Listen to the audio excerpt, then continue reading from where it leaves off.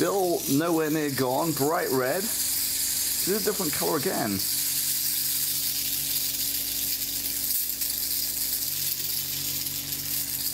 Here we have a penny, a nickel, and a quarter. So which one of these is going to melt first?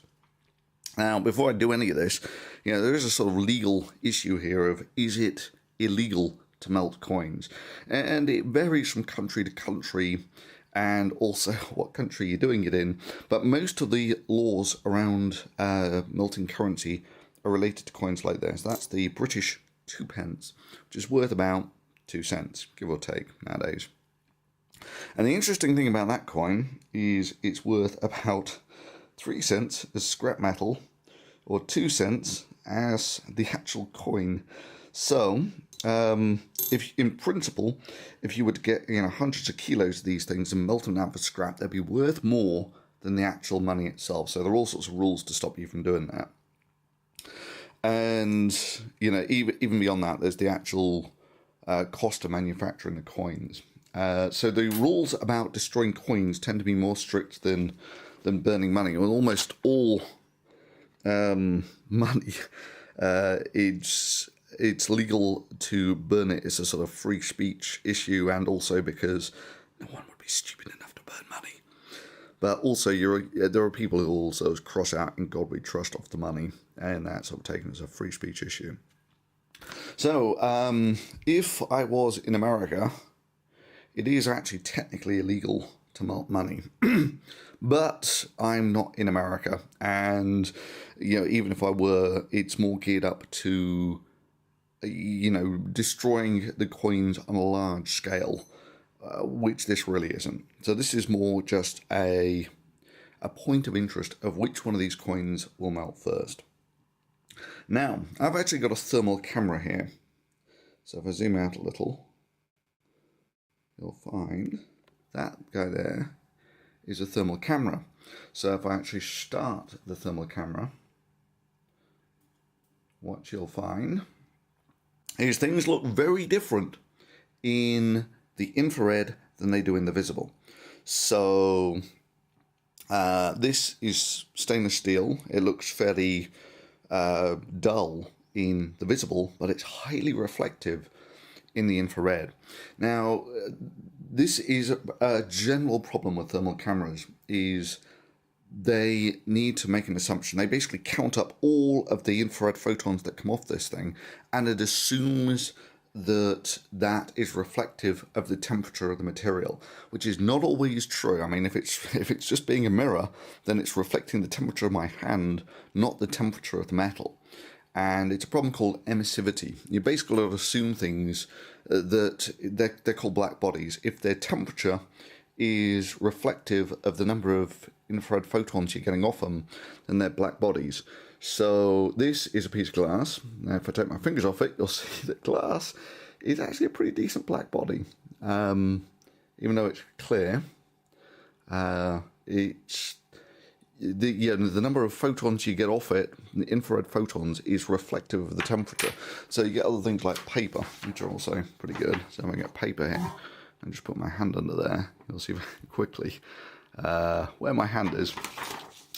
So, turns out coins are terrible for this. So it's actually quite hard to get an accurate temperature off metal from a thermal camera. And also the graphite, you can see that the graphite is sort of partially reflective in the infrared, whereas of course it's black, completely non-reflective in the visible. Now, graphite, turns out, isn't that bad. So these little graphite rods, if I hold them, one of the things you'll notice about graphite is it's a superb conductor of heat.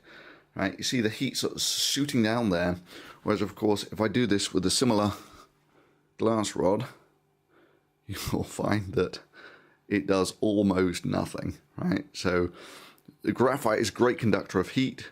Glass, not so much. So, the glass will be nice and hot where I've held it, but nowhere else, whereas the graphite sort of conducts the heat all the way down. I don't want to try and melt the coins on the graphite block, because the graphite block is a fantastic conductor of heat, so it'll suck all the heat out. So I need to minimize the thermal contact between the coins and the graphite block, and the way I'm going to do that is with a couple of graphite rods. So at this point I've got the oxygen generator on, because if I would just try with a regular gas torch like this, it won't even light. Right, at this point I've got a regular gas torch, but this is nowhere near hot enough to melt these coins. I mean, I can give it a go, but it just can't supply anywhere near the juice to do anything sensible. What you need is an oxygen generator, which is what you can hear in the background. Actually, so okay, we're getting up to the oxidizing the metal point here. That's the metal oxide. And yeah, I've noticed this before. You get this weird change in the flame to this sort of coppery colour. You see, it looks coppery. Let me zoom right in on that.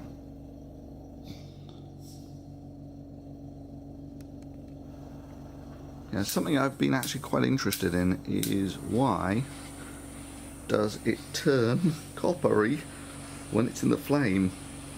That's actually just copper colour. It's not red heat or anything. So if you want to get real heat out of these things, you will need oxygen propane. Now I've had to change the thermal range of the camera because thermal cameras will only go over certain temperature ranges. So I've set this up so it'll go up to about 1,000 degrees now. So it'll look pretty black on the thermal camera at the moment. But anyway, now I can mix some oxygen in with this, and that gets this really pretty toasty. So let's see how big a flame we can actually get with this. Right, there we go.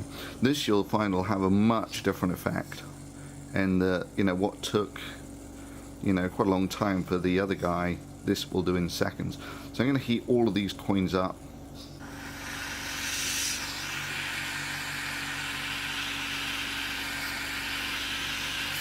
Pennies get shiny, don't they?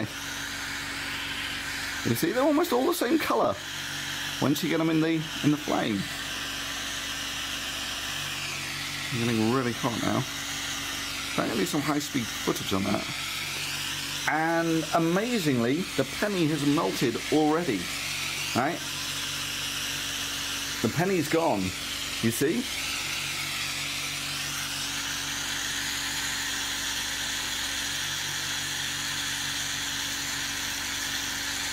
Uh-oh, penny's well gone now.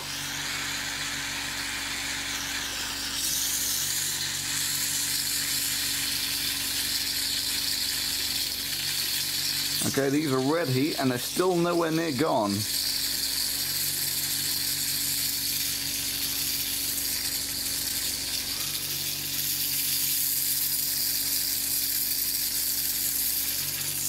Still nowhere near gone, bright red. This is a different colour again.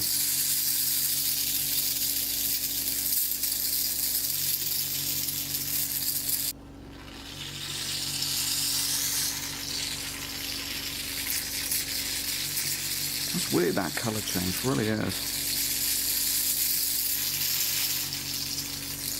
Okay, I'm going to do these individually. So let's go for the nickel first.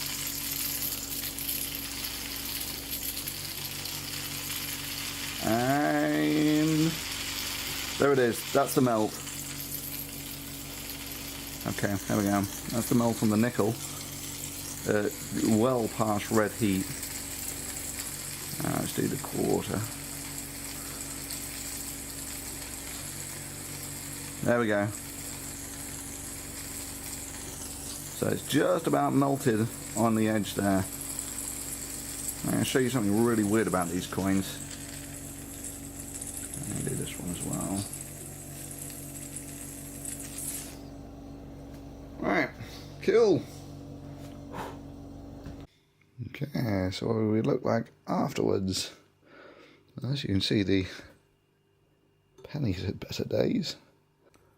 So the interesting thing is the penny starts off essentially copper in colour and it ends up silver, whereas things like quarter, they start off silver and end up sort of coppery looking. Like that. So in many ways it's absolutely beautiful that with a quarter it started off as silver and ended up as copper, whereas with a penny It started up as copper, ended up as silver.